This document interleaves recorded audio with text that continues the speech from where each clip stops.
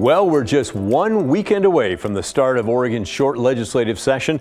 It promises to have all sorts of fascinating things, including turning back the clock on our experiment with decriminalizing drugs and creating more flexibility in the unique urban growth boundaries that encircle each of our Oregon cities. So, a legislative preview. That's our big story tonight.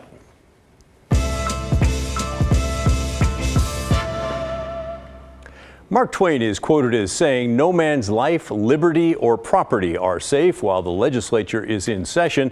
That may be a little bit offensive to some of those right now who are preparing for the legislature, but I suspect a lot of people are going to feel that Twain is, not wrong.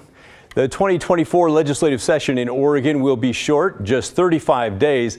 That happens every 2 years here. It's a time for moving money around in the 2-year budget cycle that's already underway, and a time to take on big fix or two in some of the laws that kind of need a little changing. And that's why Measure 110, Oregon's first in the nation law to decriminalize drugs, is one of the biggest issues lawmakers are going to tackle. Earlier this week, leaders from both parties talked about Measure 110 and the changes that need to be made. There are some details left to be ironed out, but it does seem clear that drugs will be recriminalized at some level. Here are both the House and leaders from both parties. When it comes to our addiction crisis that is impacting every community, rural Oregonians as well as people in Portland that we all know, we are really working on making sure that we have a comprehensive plan that can address this issue urgently, and that includes things like making sure that people have the right supports at the right times so that they can move through their own path to recovery.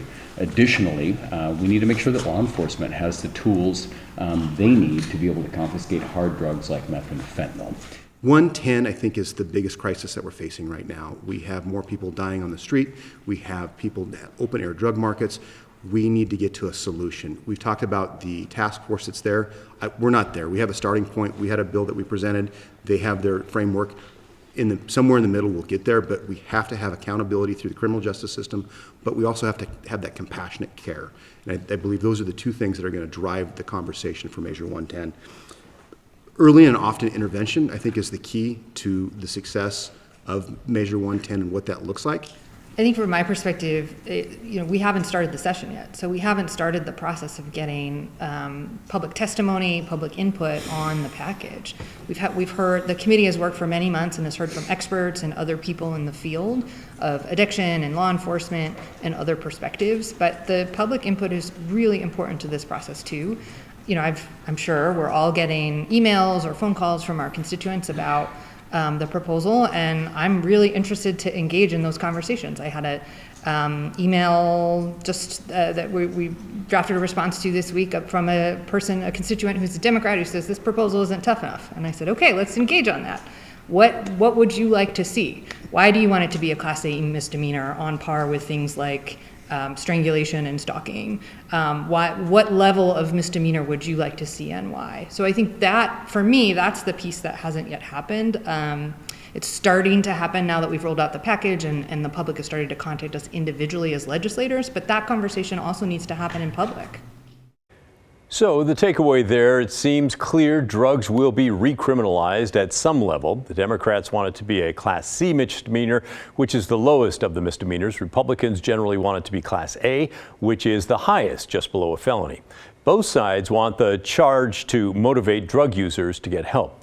It also seems clear that a statewide law will be passed making it illegal to use drugs in public.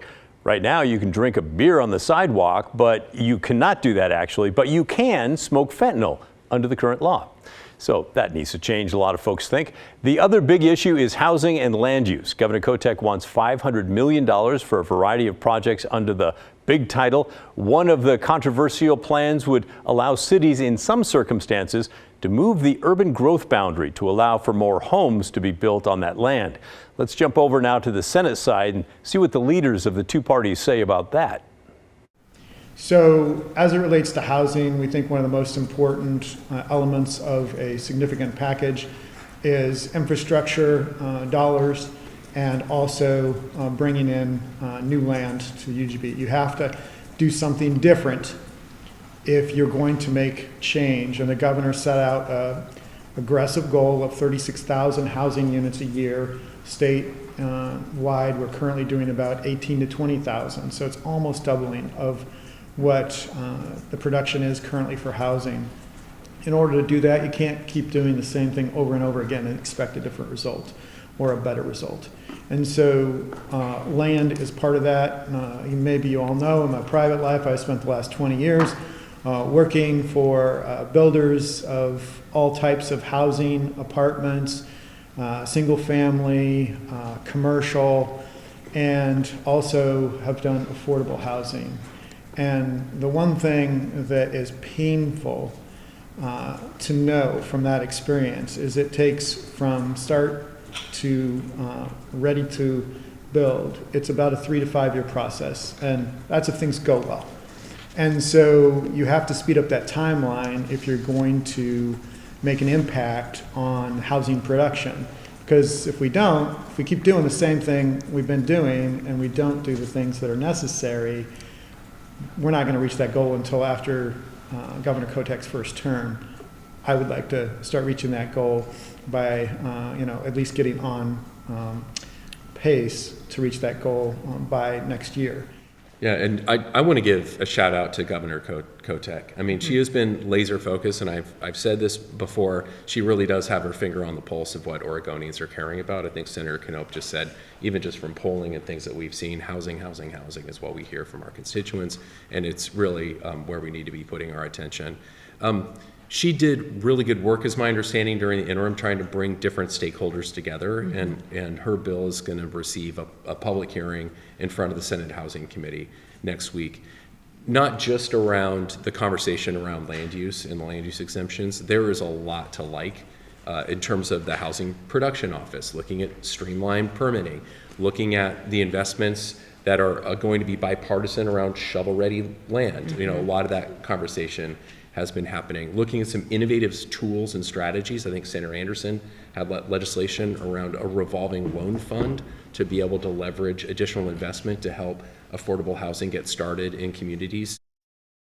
So a lot going on there, and I know that was a lot of information we just gave you, but those two topics, building more houses, in part by moving some urban growth boundaries, and then recriminalizing Measure 110, are going to touch just about every Oregonian one way or another, and a lot of those you who don't live in Oregon.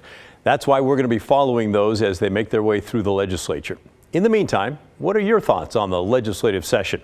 Let us know about the session in general, or Measure 110, or the urban growth boundary, really whatever's on your mind. Send it our way, will you? You could email us, the address on your screen there. It's thestory@kgw.com, or call and leave a voicemail. The number is 503-226-5090. I look forward to hearing from you, and you never know, we might use your comment on the air. And while we're talking about priorities for the upcoming session, here's a priority for you. Tune in to The Story on Monday night. We're taking the show on the road and dedicating our entire half hour to the start of Oregon's short legislative session. From extended one-on-one interviews to a tour showing you how you can get involved, and even a bit of history mixed in. Ever wonder, for example, who that gold guy statue is meant to represent? We know, and we'll tell you. We'll explain that and a whole lot more Monday night on The Story at 6:30.